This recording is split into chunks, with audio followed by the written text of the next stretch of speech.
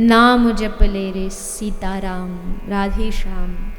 क्योंकि नाम लेकर कर्मा बाई, ये दोष चाहे अशुद्ध अवस्था में भी कर्मा खिचड़ी बनाती है तो दोष क्यों नहीं लगता, क्योंकि कर्मा बनाते बनाते नाम का जाप करती रहती है। नाम जाप समस्त जो हमारे अपराध होते हैं, हमसे सूक्ष्म में जो अपराध घटित होते सबको मिटा देता है। ऐसे नाम भगवान की यहाँ महिमा गाई गई। तो श्री विदुर और विदुरानी पर श्री ठाकुर जी ने आज खूब कृपा की, उनकी भाव उनकी इच्छा को पूर्ण किया। आगे श्री सुखदेव जी ने भगवान के एक अवतार की कथा श्रवण कराई है। भगवान ने वराह रूप धारण करके समुद्र में से पृथ्वी को बाहर निकाला, जिस पृथ्वी पर सृष्टि आगे बढ़ी। ब्रह्मा जी से मनु महाराज और शत्रुपा महारानी का प्रागट्य हुआ। मनु महाराज ने सृष्टि को आगे बढ़ाया। मनु महाराज की पहली पुत्री है आकुति, दूसरी पुत्री है देहुति और तीसरी पुत्री है प्रसूति। माता देहुति के घर श्री कपिल भगवान का प्रागट्य होता है। कपिल भगवान से माता अपने मन की कुछ जिज्ञासाएं पूछती हैं।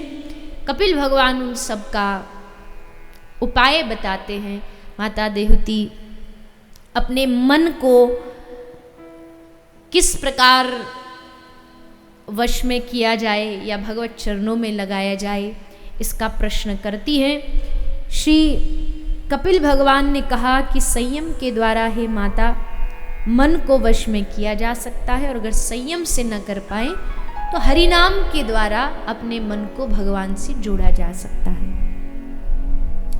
फिर कपिल भगवान ने सृष्टि प्रकरण सुनाया, क्योंकि भागवत में 3 स्थान पर सृष्टि प्रकरण आता है। इस सृष्टि में भगवान स्वयं जगत में व्याप्त हैं। यहाँ तक कि ये जो जीव है ये भी भगवान का ही अंशज है, सूक्ष्म अंशज है, लेकिन भगवान का है। इसीलिए कोई लाख कहे मैं भगवान को नहीं मानता, मैं भगवान में आस्था नहीं रखता, मैं नास्तिक हूँ, पर वो ये ना भूले कि उसके भीतर जो मैं बोल रहा है वो मैं भी भगवान का ही है, वो उन्हीं के ही स्वरूप से प्रकट हुआ है।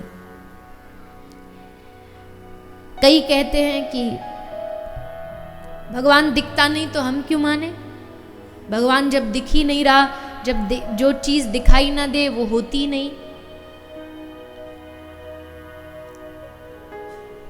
दुख सुख दिखता नहीं है पर होता है। कोई आपसे कहे मैं भगवान को नहीं मानता क्योंकि वो दिखता नहीं, आप उनसे पूछो तुमने अपने परदादा जी को देखा है, परदादा जी के पिताजी को देखा है, तो कहेगा नहीं देखा। नहीं देखा तो क्या इसका मतलब वो थे नहीं? जिस प्रकार तुम्हारे दादाजी थे, उनके पिताजी, उनके पिताजी, उनके पिताजी, पिताजी पिताजी पिताजी, सबके जो पितामह हैं वो हमारे भगवान हैं, जिनसे ये सारा समग्र विश्व का सृजन हुआ है, ये सृष्टि बनी है, सबके पितामह श्री हरि है। तो यहाँ सृष्टि प्रकरण सुनाया है। इसके बाद गर्भ गीता का वर्णन सुनाया कि जीव को, जब जीव गर्भ में होता है तो कैसे भगवान से वादा करता है, हे प्रभु, हे दीनानाथ, हे दीन बंधो, हमको इस गर्भ से, इस नरक से बाहर निकाल दो। भगवान कहते क्या जल्दी है तुझे बाहर जाने, क्या करेगा जाके? तो कहता भगवान आपका भजन करूंगा। ठाकुर जी कहते अच्छा पक्का हमारा भजन करेगा? बोले हाँ प्रभु। वादा करता है? हाँ प्रभु वादा करता हूं। गर्भ में प्रभु से जो वादा किया है अब तक ना वो पूरा किया है। वादा तो करके आ गए कि हे प्रभु हम आपका भजन करेंगे, लेकिन कहाँ भजन किया हमने? बचपन बीत गया, बचपन में जरा सा कोई भजन पूजन करने लग जाए तो बड़े बड़े लोग उपदेश देने लगते, अरे अभी तो बालक है, कर लेगा, अभी तो समय इसके पास। पर जी कौन जानता है कि बचपन के बाद जवानी भी आएगी? कोई कंफर्मेशन है आपके पास? कब क्या घटित हो जाए? किसने सोचा था? ये कोविड महामारी में कितने लोग चले गए, सोचे थे? वो भी यही सोचे बैठे होंगे बुढ़ापे में भजन कर लेंगे, अभी तो कमाएंगे। क्या हुआ उसमें? पैसा अभी कमाओ, पढ़ाई अभी करो, नाम अभी कमाओ, और भजन बुढ़ापे में करेंगे।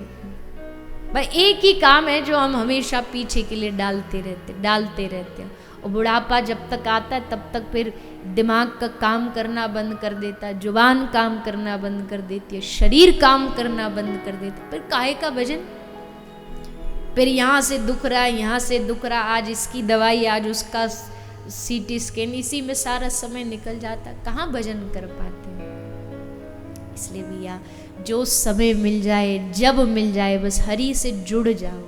इंतजार मत करो, समय किसी का इंतजार नहीं करता है। जब बालक और बचपन से भजन में लग जाओ तो इससे बढ़िया तो कोई दुनिया में बात ही नहीं हो सकती। अच्छा बताओ, आप भगवान के सामने जाओगे तो आप ताजा ताजा खिले हुए पुष्पों की माला लेकर के जाओगे या मुरझाए हुए फूलों की माला लेके जाओगे? बताइए जी। खिले हुए पुष्पों की लेके जाओगे ना, मुरझाए हुए थोड़ी लेके जाते हैं। तो बचपन क्या है, जवानी क्या है? खिला हुआ पुष्प है। और वृद्धावस्था क्या है? अब वो मैं नहीं बोलूंगी क्योंकि बहुत बैठे हैं, नाराज हो जाएंगे बिना बाती के। लेकिन हमारी जो युवा अवस्था है वो जीवन का सबसे अच्छा समय, शरीर एकदम बढ़िया, कोई रोग नहीं, एकदम शरीर में जोश, कुछ करने का, ये कर देंगे वो कर देंगे, उत्साह, बुद्धि एकदम तीव्र होती है, इधर उधर कहीं भटकी हुई नहीं होती है, संसार की चिंताओं से विमुक्त होती है। कहते ना, कोई किसी ने कहा कि वो भी क्या दिन थे जब हमारे भी पानी में जहाज चला करते थे। तब तो वो कागज का जहाज ही ऐसे लगता था कि सचमुच हम जहाज के ही मालिक हैं। बचपन से अच्छा समय क्या हो सकता? उस समय को जो भजन में लगा दे वो तो धन्य है। उसके चरण धोकर के पीने चाहिए। क्या इसका जीवन कितना बढ़िया, बचपन से भजन में लग गया। तो प्रतीक्षा मत करो, जब याद आ जाए, जब भगवान की कृपा से तुम्हें सत्संग मिल जाए और सत्संग में ये सुनने मिल जाए कि भजन करो, तभी से लग जाओ। इंतजार करोगे तो हाथ मलते ही रह जाओगे। पर अब पछताए होत क्या, जब चिड़िया चुग गई खेत।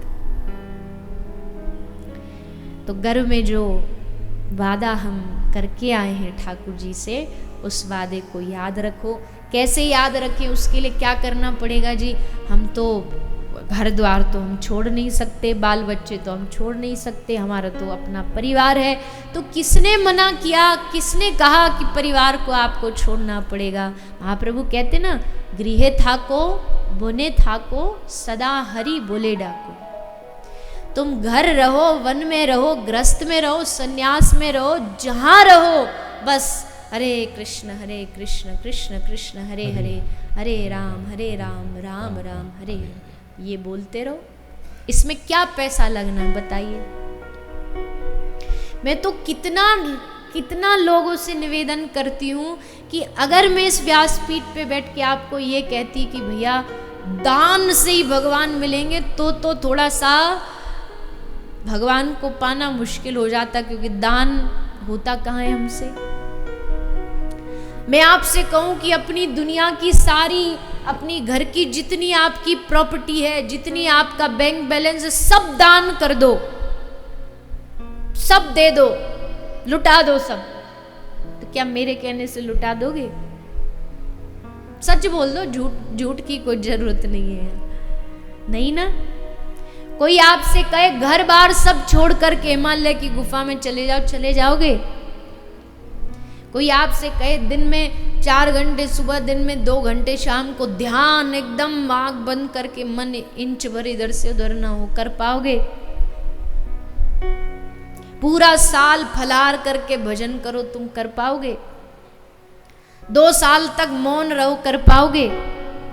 लेकिन अगर कोई आपसे कहे कि भैया भोजन बना रहे हो तो भोजन बनाते समय, गाड़ी चला रहे हो तो गाड़ी चलाते समय, यहाँ कथा से घर जा रहे हो तो रास्ते में बस हरे कृष्ण कृष्ण कृष्ण हरे हरे, हरे राम राम ये बोलते रहो, ये कर पाओगे?